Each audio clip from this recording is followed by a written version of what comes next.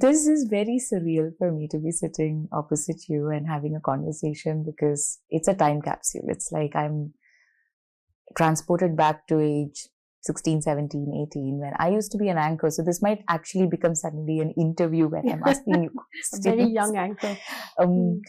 So my connect with you started obviously with God of Small Things, but also the fact that I met you.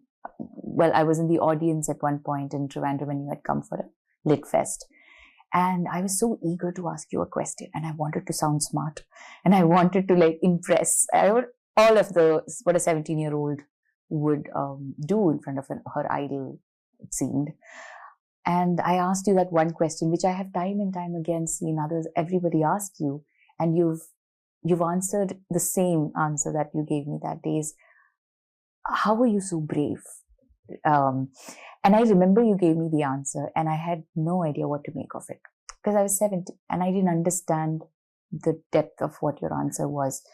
But now, sitting at age 36, when everybody's asking you that, yeah, right? True. I am I can actually grasp. At least I've started grasping the reality of what that answer is, and which is, it's nothing to do with bravery. It is not bravery. Whether you have hope in, as you've said, hope in changing things or no, that is pointless. You do the work. As a human, you show up. So I have to first thank you, because everything that I am, some total of many things, you have a big part to play in how I have just not stopped showing up. Mm-hmm. So that brings me to anger, the importance of anger. And I started out again, soon after I saw you at the Lit Fest. I started acting, and I remember just feeling and just embodying more and more rage and boundaries being crossed, exploitation happening, and all you do is you're just imploding, waiting to implode. Didn't know what to do with all the anger. I wanted to start with that. How has anger transmuted through the years for you? I think that's for everybody. It's different and it's complicated. It has a lot to do with what kind of person you are, perhaps what kind of childhood you've had, whether, you have had the space or the opportunity or absolutely no space to explode, Yeah.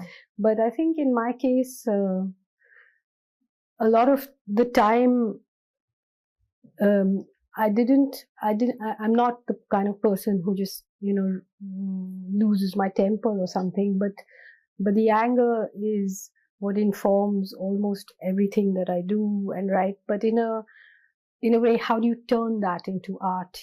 How do you mold it into a space where it's not just something that is destructive, but something that is actually a kind of art or a kind of cinema or a kind of literature. Sometimes my anger just comes out in humor. Okay. A lot of the time it comes out in humor. Yeah. But right, I do think that I sometimes feel vaguely offended now when people ask me about this brave thing, because I feel like I think it was in Shakespeare, in Julius Caesar, that Mark Antony said, "So is my horse," because that's not the building blocks of what I am or want to be.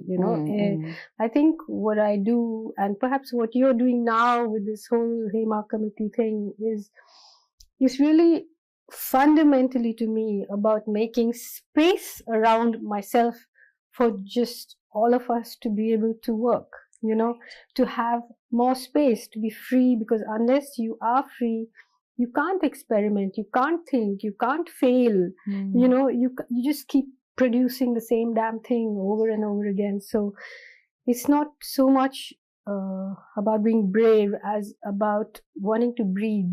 Open the windows, come on, let's just open them. It's anger and indifference, though.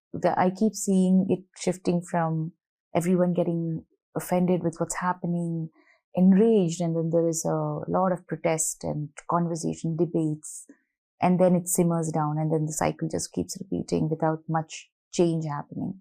But so then when there's a work of art that continues the conversation, makes people uncomfortable, but at the same time they keep coming back to the same artist, let's say, or be it whatever medium.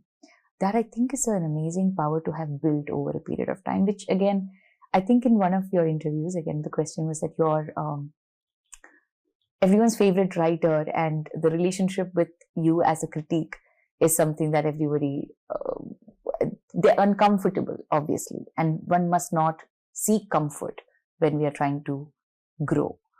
Has it ever been a challenge at all in trying to put your work out there? Like in terms of the space you were planning to create, like you just said, the right to fail. Yeah. Has it been a challenge? I don't think, I think one of the things that really bothers me these days is that with this increased freedom that people have, even women, young women, actors, whatever, there's also a sucking away of a certain kind of oxygen, because everything is becoming like, how many followers do you have, or how successful are you? And there is so much that I have done. For example, when I finished, when The God of Small Things was published and whatever, won the Booker, and it had every kind of comment going on, but my first reaction was to step back, because I was so frightened of this.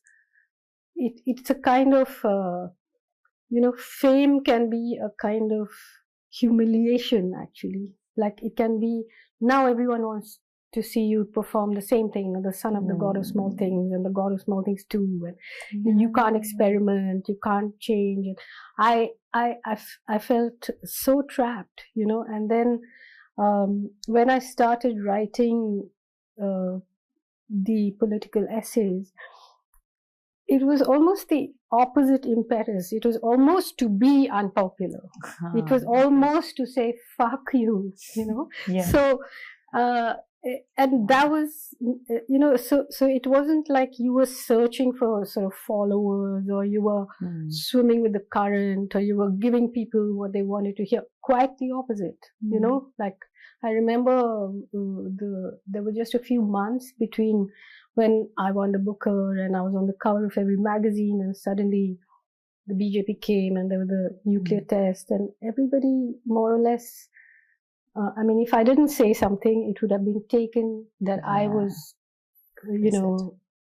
complicit, or that I was happy about it. And so I started, I got kicked off the pedestal in a minute, and I was pretty relieved about that. So, I feel that, I just actually was happy to meet you, because I have read the Hema Committee report, and I really felt so sad when I read it, not just because of the sexual harassment and all that, which is what everybody talks about, but the whole ethos of what's going on in that industry. It was so sordid and so small-minded, and these are supposed to be the artists and the people who are at the cutting edge of what's going on, and instead all the rhetoric of progressive Kerala and workers' rights and women and leftism, everything is just ground down to some filthy, sordid little paste.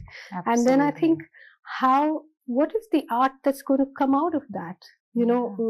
Forgetting about, I'm saying, forget about the fact that they don't want to sign contracts, they want to sexual favors from women, and the way they're treating people who are less important than themselves. The fact that even up to now, I see that everyone is skirting around it. I mean, everyone says there are a few people who control it, but nobody will name names.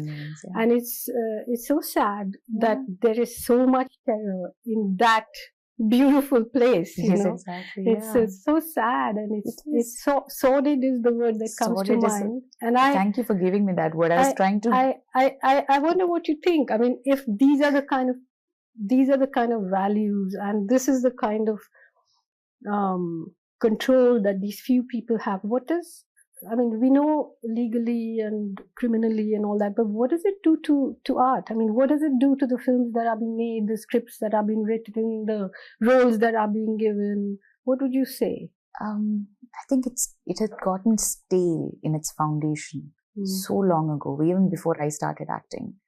But there was this performative nature to everything. They'd say things like, "Oh, we are a family," and that's just the beginning. That's the tip of the iceberg. To the extent that about 17 years later, when someone says that to me, I can say, "No, I have a family. You're my colleague. Let me now get to the basics and let's do some definitions." Because that has been used as a weapon to exploit over and over and over again. So the fact that for 17 years, I had normalized this too. And the process they applied is to make sure women never share notes. So we were all, by structure, we were made to be floating islands. We would never meet. Like, I would have dubbing in the morning. I'll have another female actor in the film, but they'd keep it in the evening. So we will not even have crossed path. There was no avenue where we would be sitting together and discussing art. Associations will have grand events where we'll be told what to wear, how to wear it, all for the benefit of everyone looking very Malayali and good girls. Yeah. And I never started thinking about it until I saw even basic sanitation was not provided. Yeah. And when that became a problem and I spoke about it, some of the men started backing it because they're much older and they had prostate issues. So now they also want in on this. So some girl has started a petition, let's just go and we'll also get bathroom. Not for the equality part, not for sanitation, not for basic needs, because they just needed somebody to start it. Then it was an unraveling which happened over the years, that I realized even I had normalized the fact that there are a bunch of people you need to continue to please, and you have to tone police yourself. Even when you're asking for a contract, you have to speak in your half voice so that they still like you. So the unlearning of people pleasing that was sort of injected into us also took its own time. But it came with the decision that it's okay to lose work. It's okay to leave this industry and go. The moment I decided that, I was like, now it's time. Now I can get to work. But not everyone's afforded that privilege. So then you also, because of the recent, lot of women have started coming out and the collective was formed, Women in Cinema Collective. Yeah. Also throws light on what privilege has done, what the intersectionality of feminism was lost on me and many others. And so it was calling them out, calling ourselves out for the longest period. But I do feel it is very sad, and sordid is the best word. I'm going to use it because I've been what is this feeling? I didn't have the word. But I also feel now no one can go back to, they can't put a facade back on. They can't fool people. The public know too much. There's too much of expose that has happened. What will come of the art is what I hope it will be very confusing for a while. Because clarity is what we seek. But unless and until we continue to make art.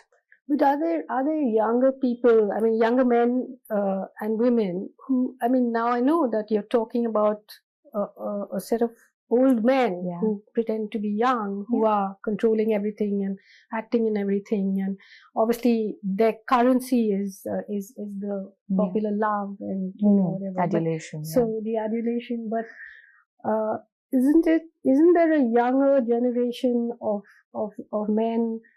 I hope there is in Kerala who are actually more egalitarian and actually see that you can create so much more if you have women thinking with you, and not just women, but I'm talking about everybody on the spectrum, thinking with you. It's so much more exciting. There's so much more oxygen.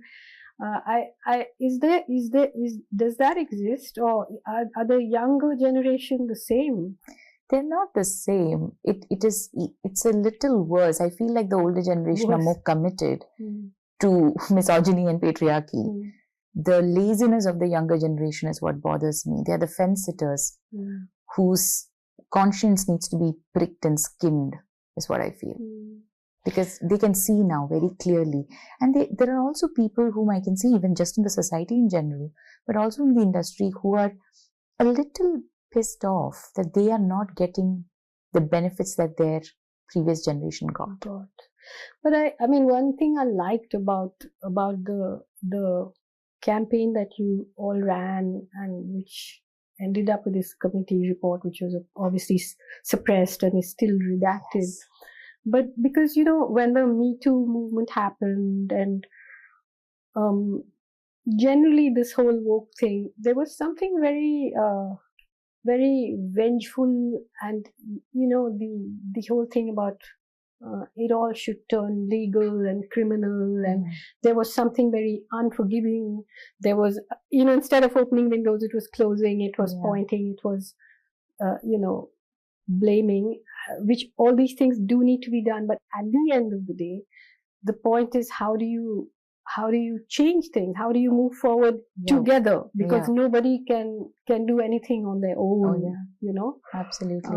So I thought that was very enlightened, that in Kerala, you were really looking for a change of culture, a change of climate, not just some criminal action. Although obviously people who have committed crimes against women and others ought to be tried, of course, but that's not going to solve the problem. You know, the problem is a change in how we look at each other. You know, also it's the boring work, the data work, the policy work, the stuff that I as an actor never thought I'd have to take up with a Google sheet and like other academic papers from China and from Korea, from UK. There are women reaching out now who are sharing their notes, which is beautiful right now. They can see news that's happening here. They're saying, this is the system we put in place. Do you think we can maybe help you put something like that together? So while that's happening, I feel art needs to be created. But you know, that's what I was just going to say, that ultimately the only real cure for this is other power centers, other art, you know, us creating our own thing, you know, which is, of course, I mean, for whatever reason, I have never worked inside of a industry or something. I would be this kind of outlier, you know, so I just do whatever the hell I want. I'm pretty jealous, and I admire that, but it's fine. It's not, I'm just saying, but so the battles that you have to fight are different. You know, of course, mine are the same, as in I'm taking on the big world and the big institution, but you know, from a position that is not, I mean, it was a lucky escape for me, but I really want to see, especially in Kerala, because, you know, I have some irrational pride about that place. So that's why I was so sad to read that report. You know, really so sad, because you know, it's like your dirty little secret, because you know, I always, when I was young growing up there, I had this stupid sense that, okay, if your woman is financially independent, that's 3/4 of your way victory in the battle. But then I see in Kerala, for some reason, women joined the workforce so much earlier than everywhere else. Women were educated so much earlier than everybody else, and yet they are so much less free than in other societies where women are considered to be oppressed, you know. And they are so mentally, I mean, it's not just the men. As you know, there were women in this report who didn't understand what you were talking about, and women who have internalized their own oppression to a point where they can't even comprehend what's going on, and they contribute to it in ways. So you can't really divide things as to men and wonderful women and bad men. Of course not, you know. So, but it was very, very sad for me to read that. Yeah, it stings. But also, I whenever I'm asked, like I go to Bombay or other places, like a lot of problems there, and I'm like, actually, at least where there's noise, there's hope for change. The other industries where it's all happening, but everyone's keeping very quiet. That scares me more. No, I mean, everybody knows what goes on in Bombay. I mean, it's vile. Yes. You know?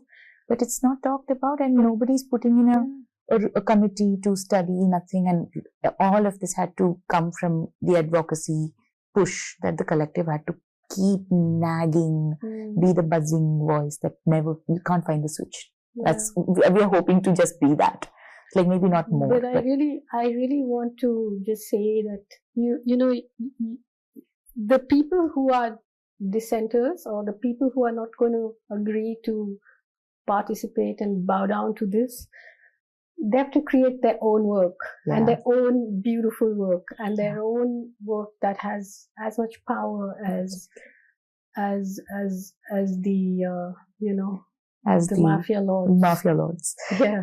And you can see clearly when these moments are happening, there are films that are made for big budgets that are extremely on the, you know, men's rights activism, as they call it now. They're like, we are here to bring back the good old age of saying what an alpha male is and what a woman is supposed to be and all of that. So recently watched a movie like that, and I was like, suddenly the calm, the clarity is that, okay, I see what you're doing. Now I have to, I see yours and I'm going to raise you this. So, because the notion that we had to still go and find work with them was actually, it was ingrained in us. But now that slowly, I feel like it's just peeling an onion. It keeps coming out a newer. And when it comes out, it's like, oh, this is just common sense. You should have just known this. But what you said about Kerala is so true. I mean, I know so many women who have the financial freedom, but they've also now not known what to do with the money. So they give back because there's a guilt, a generational guilt of having freedom that I have witnessed. I personally have been lucky to also have left home pretty early. So being alone and like living alone, all of that empowered me to a different degree. But I see why that's happening with women, especially where they don't know what their purpose is, so to speak. It's very interesting. I don't know what the answer to it is. It's mysterious to me that, you know, once you've got financial independence, why would you not grab every other kind of independence, you know? And it's something that I think it's peculiar to Kerala that even given the left movement and everything, it still didn't happen, and it still hasn't happened. You know, you see that even in the left government. Yes, so of course. I mean, they were so worried about releasing this report, and, you know, kept it down, and anyway, that was it's sad. So that makes me like, because it's all about also now the artillery, the room that we have to now build. I was wondering the hate. You mentioned something about this being the battle between lovers and haters. I love that, you know, lovers are on the street and haters are on the street. The haters are armed to the teeth, you said. But I'm like, what can we arm the lovers with? I feel are lovers art. Absolutely. I mean, the thing is that ultimately, in the larger sense of what's going on, you know, you can't find real art, real intellect, real humor, or anything really wonderful amongst the haters, because they are so busy with their weapons and their lynchings and their small narrow minds, you know. So I feel that, you know, we just don't know how to use what we have, because we are those who tell the beautiful stories, who do the beautiful work, you know, and I feel that it needs to be almost weaponized now. Weaponized, you know? But by that I don't mean making messagey things and placards and manifestos, but you know, it's. But that's why I keep coming back to the fact that when that whole arena is so sordid, what kind of, and when you know that, you know, literature, cinema, music, this is what actually creates the values in society, then how are those values going to be if it's generated from this solid foundation? You know, it's such a strange thought. It also feels like the entire foundation needs to be plowed out, irrigated, completely irrigated, dug out. But for that, we have to do it together, like you said. There's no othering of even the perpetrators at this point. The prevention and prohibition can only come there. The punishment can take its course. But the prevention, unfortunately now, they're only responding to fear. But there are no actual conversations happening. I mean, even in private, with like, is there no? Not with the younger lot of male actors, producers, directors. Very few. I think one or two. We can just count in one hand. Is who would actually come out and said, okay, what the collective has been doing, what the report, the government has to do this, that, and the other. The rest of them have been very quiet, and even the ones who do speak. It's very evident that there is a lot of currency in being woke. So they are, loading up on that. But is there any possibility of a separate group or little cultural rebels, sort of making films which are addressing these things? And that is coming, but I feel like the consistency with which the haters are making films, with the funding that they are getting, is pretty. It's intimidating. So the lovers need funding I feel like, and the lovers are very smart enough. I feel like we can take a leaf out of funding, because one of the things I really admire about Malayalam cinema compared to other films, other film industries, is how they manage to do these really quick, low budget films, which are so cool, So but that also means we can maybe make 10 films at the price of one film that's made in Bombay. And if the lovers get together to make 10 films with that messaging, but obviously good art, like from their heart, the way they want to make it, personalized to their individual point of view. That needs to, I think the math needs to, that's what we need to fix a little bit, please.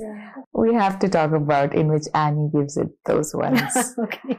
I mean, first of all, the title. The part, the humor comes in as well to grab you by the throat, and now you can't look away. How was your experience writing and then also making the film? And then the sort of decision, I want to say, to not make films after. Well, actually, Annie, we made, before I wrote Annie, we had worked on a 26-part television series called the Bargad, which means the banyan tree, which was set in the freedom movement, and we had shot a huge amount, and then the production company collapsed, and it was like the biggest nightmare you can possibly have, in everything, our sets, our costumes, everything, just years of work, just fell on us. And then Doordarshan was just at that time opening, and the head of Doordarshan was commissioning these films. So I just sort of proposed it almost as a joke. I was pretty sure they'd just never agree, because I wanted to try writing this language that we used to speak in Delhi University, in the School of Architecture, this sort of mix of Hindi and English, and it was really me beginning to try out my little writing muscles. I didn't want to do anything profound or serious. I just wanted to practice the craft, more or less, So we got a tiny budget. It must have been enough for 1/10 of the title sequence of a normal film. It was really nothing, but it was so much fun to make. I mean, I designed it and acted in it, of course, and all that. And after that, and it won. I think it won the best screenplay, and then my favorite national award. Yes. 2 national awards. One was the best screenplay, but one was my favorite award of all time, which is called Best Film in Languages Other Than Those Specified in Schedule 8 of the Indian Constitution. This was like a very Annie, wonderful thing. After that, after that, I wrote and we made another film called Electric Moon, which was funded by Channel 4. Okay. But yeah, after that, I sort of decided that I didn't want to work in film, because my falling into film was accidental. It wasn't as though this was some dream that I had or anything. It was just literally like a movie in itself. I was, a runaway from home, and I used to go every day to office on this cycle, and I met Pradeep because his wife used to work in the same office, and he saw me and literally like, will you act in my movie? And I was like, no, I don't. Anyway, it was just something that happened. But essentially, I'm a loner, I not because can you imagine me surviving in the Malayalam film industry for about 16 seconds maybe before I pulled off someone's dhoti or something, mundu. Absolutely. I couldn't have done it. No, I wouldn't wish it upon you. I love that you have your solitude. So I'm a loner, and I just both. I mean, after I did Electric Moon and so on, it was because it was funded by Channel 4. So even the script fee, just paid in pounds, was enough to give me a little time to write The God of Small Things. And so it was. I just couldn't function as a person who worked. It's beautiful to work together, but I just not built that way. Yeah. I remember telling my parents, what do you want to do? And then I said, I'll go study creative writing. This is before I decided acting was going to be the profession I'll pursue. And what is the reason? It's like, no, I just want to be alone and to be able to find a job where I can do things alone, maximum amount of the time. Of course, that never really materialized, at least not yet.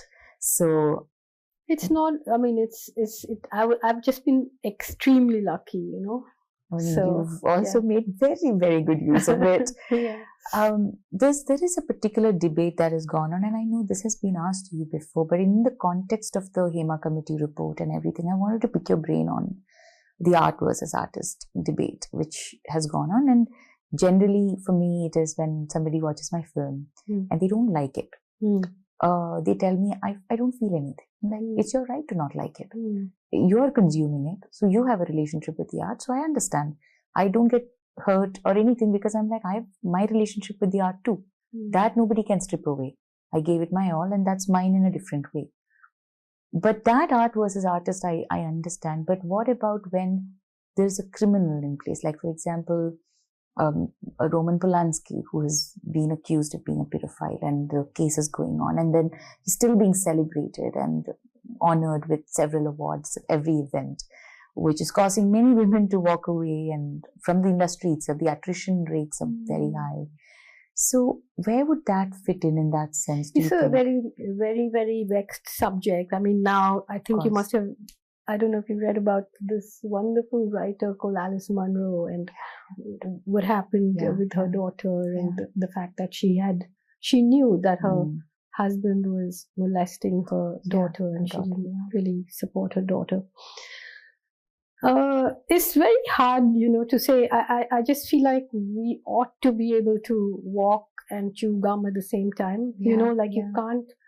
Every work of art cannot be loaded with the kind of purity and morality of the creator. Like everyone in history. I mean, we wouldn't be reading anything if we were using these standards now. We wouldn't be reading anything. I mean, you wouldn't. By woke standards, I mean, I'm just leaving criminality aside, but even.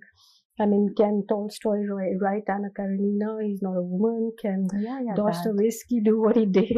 That's very, I feel, that's definitely. So I think, I just think that we should be uncomfortable, we should be outraged, and we should be able to assess a work of art from a position of discomfort, even, because art is not meant to be a bloody Bible.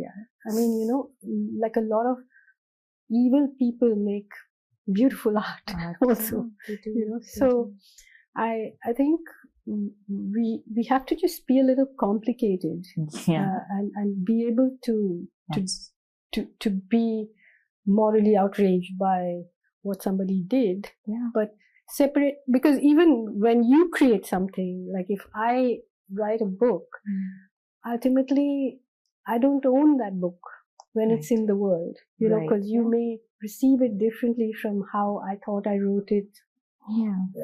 Which doesn't mean you hate it, but you love it in a different way, or you understand it. Sometimes we are not, I mean, there is an alchemy involved in creating art, you know. Sometimes, like I remember my publishers or my literary agent, they call me and say, how's it going?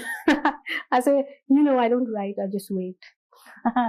You know, so sometimes it's like that. You're not, I think we should not be looking at the world with minds like guillotines, you know? Right. But then not to make it too prescriptive, not to make it too like by the rule, by the book. Would the criminality aspect of it just be a different set of eyes maybe to look at? I think that, you know, we should be intelligent enough to also understand how that informs the art, you know, like Polanski is a good example. I mean, so edgy and weird, those films of his, you know, and you don't have to forgive the man. You don't have to say, oh, you should be allowed to rape young people or something. You don't have to, but that doesn't mean that you shouldn't see his films, I don't think. That's because this debate has been consuming all of us, because also another cultural thing now, the cancel culture as they call it, like something comes out and they are completely taken out of the equation. There is no conversation, there's no discussion, there's no time to even redeem oneself. I think that you know, that came as a reaction, like it was not a revolution, it was an explosion. You know? But when things settle down, it is exactly like what we were talking about, that people have to change, you know, and people have to be given the opportunity to change, and culture has to change, and we all have to do our work and be complicated, and we have to decide when we want to forgive and when we don't, and all those things. Stay complicated. The discomfort of being complicated and not to sort it out into different boxes immediately as it comes is, I think it's an epidemic. I feel like we all have obviously personally battled with it, but I think the more social media and a lot of eyes are on you all the time, even when you're sitting alone, you feel like you're sitting in a room with 200 people, is the kind of noise that's taking away a lot of this perspective, I feel. Because I think it's a very, you know, and at least, I mean, coming away from the field of literature and art and things, but even just in political understanding, you know, I think only people who have some amount of privilege are those who want to make everything into little boxes, and they want to separate everybody. Whereas people who are really fighting on the ground, they want solidarity.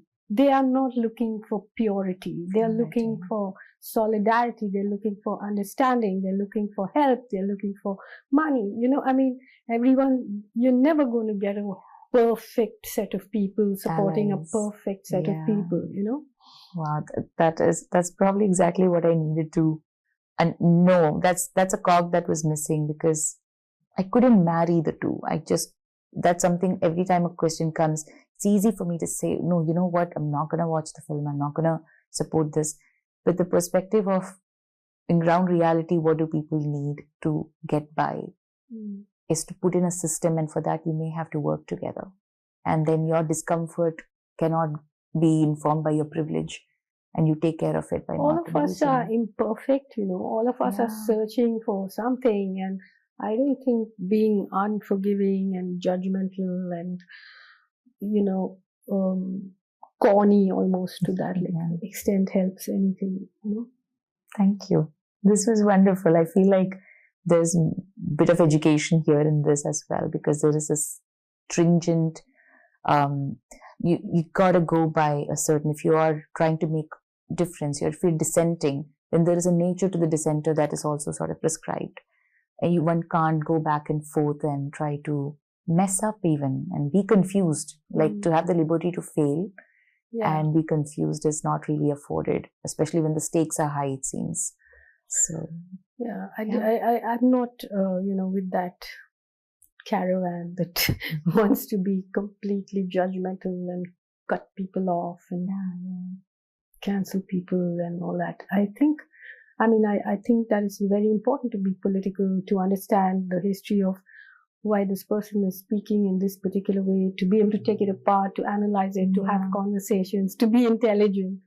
But this allows a certain dumbness, which I don't appreciate. I understand. It was lovely talking to you. Thanks, Parthi. Lovely talking to you too. Thank you. And good luck in the industry to which I don't belong, fortunately. Fortunately, we need you outside of the industry to continue taking inspiration from. But like I said when I started saying, a lot of me that is still being discovered by me has come from watching you. So thank you. Be careful though. I'm not a good leader. Don't want to be, I don't want to be good. And that's another thing I wanted to just say. I may make you lose your way. I love that. I think finding your way has been overrated, and being good has been overrated. And also the fact that if you just pluck away the word leader, it's so much more easy to breathe. Yeah. And that I've also heard you say. So I wouldn't ever attribute that onto you and like it feels like a weight, but in just witnessing you exist as you choose to exist gives me a lot of I hope that happens to you too. Thank you so much. Is that a cut?